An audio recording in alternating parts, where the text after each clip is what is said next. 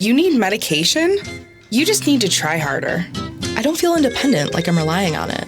Xanax is one of the highest prescribed, most popular anxiety medications. This month, Melmira episodes have been related to mental health issues. I have noticed a huge issue that needs to be addressed, and that is the stigma regarding taking medication. Wow, that stigma is so great that those who already struggle with mental health issues have the double whammy of dealing with not one, but two stigmas. Today, I want to break that stigma and bring the real conversation to those of us that choose to take medication as a tool to cope. I take fluoxetine for anxiety and depression. I also have lorazepam on me at all times in case I have a panic attack. Lexapro and Remeron. I've been taking Lexapro for a long time now. Then I realized that medication alone wasn't enough to support me, so the second one was added. That's when I saw improvement.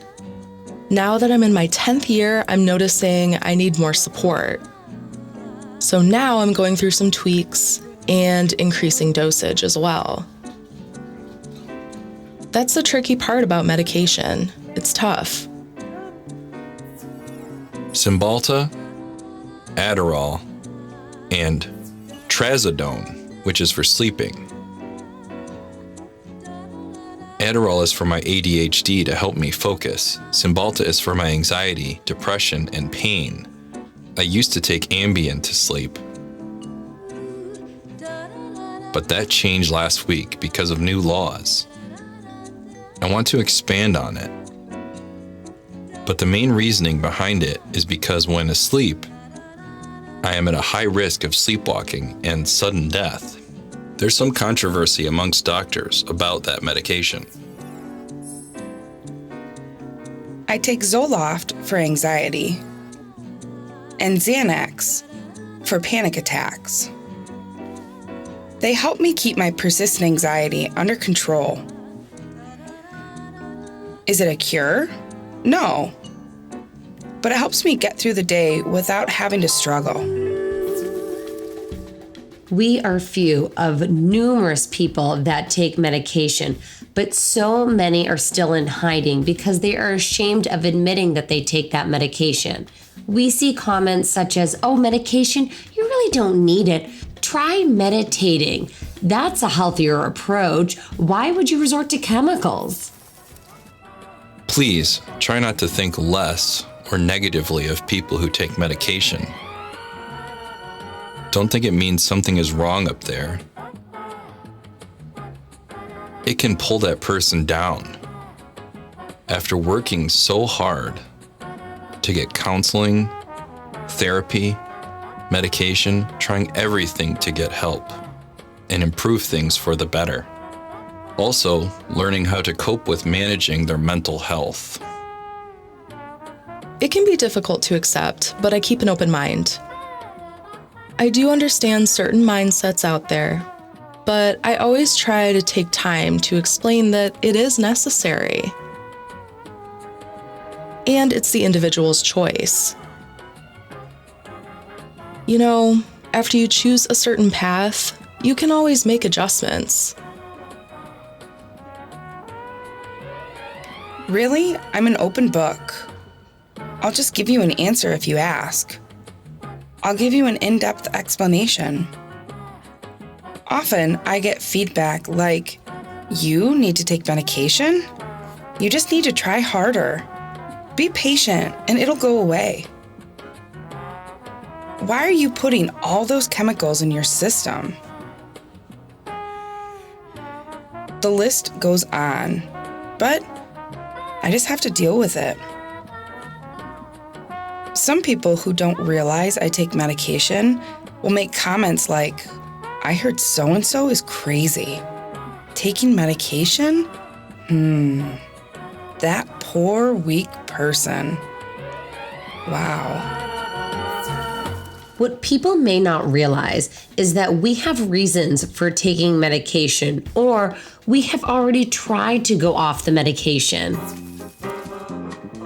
Without medication, I wouldn't know what to do.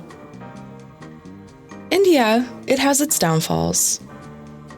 I experience withdrawals, weight gain, and I have to endure the negative stigma surrounding medication. I don't feel independent, like I'm relying on it. But I try to tell myself things like, people with diabetes need insulin because their pancreas isn't producing it. Is that so wrong? It's the same concept. My brain is lacking certain chemicals. Receptors and neurotransmitters are just misfiring. Yes, occasionally. You know, it's not pretty. When my body goes through withdrawal, the recovery process takes weeks. It's to be expected. Once I tried the more natural approach by going to the chiropractor. I tried natural supplements, working out, and detoxing. After all that, my body reacted incredibly negatively. It just didn't work for me. So at one point, I really felt like I was crazy. I admitted myself into a psychiatric hospital. I was evaluated, and then a psychologist told me, "You are okay. You just have anxiety. That's all. Ignore the negative noise. You need to focus on what is best for you." I was like, oh, I am okay. It's a really long and intensive process. I realized that it is my journey, my story, and my body. I live with it every day. Whatever works for me now is just okay. If I didn't have any of my medication, none of you would like me. I wouldn't even like myself. I see myself becoming hostile, acting out, and being mean. I become like a hermit. I'm constantly nervous and unable to succeed at school or work. I don't want any of that. And that's where my medication comes in. It helps me improve. I haven't drank or used drugs for a long time. That helps a lot and changed my life for the better. It's important to bear in mind that while we may choose to go on medication, it doesn't mean that everything miraculously just goes away. We still must rely on other tools to help us cope with our mental health issues. I write in a daily journal. Quotes, phrases, and facts about anxiety and how the mind works. Scientific perception. I document it all. It's not like an anxiety workbook. It's a self-talk tool called CBT, Cognitive Behavior Therapy. Yoga, meditation, that's more centered in Buddhism, disconnecting from your daily responsibilities. Group study, clean eating, and a whole lot more. It comes with a lot of practice. I made a lot of mistakes. It just takes practice. You need to figure out what you're passionate about, what you enjoy, and what makes you feel good or feel better. For example, I want to be a certified deaf interpreter for the deaf community and become an advocate within the medical field. I'd work with doctors and nurses in providing crucial accessibility because without available interpreters, we would end up being even more stressed out. We should feel at ease and experience a smooth transition. That's one of my tools. Another one is watching comedy television, among many other tools. You must have their support all the way, whether it be holistic or pharmaceutical. There needs to be support and no judgment, so we can continue to move forward. I made necessary adjustments by warning my friends that I was in need of their support. They were ready and willing.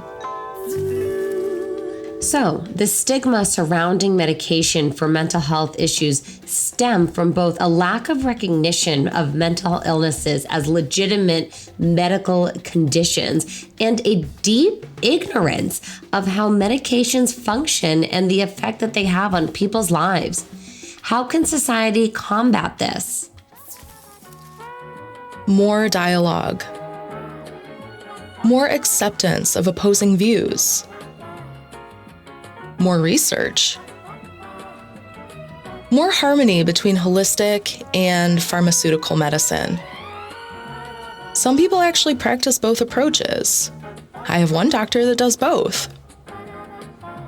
She prescribed me with natural supplements and medication. So there's some harmony there. It's tough. It's tough because I live in a different generation.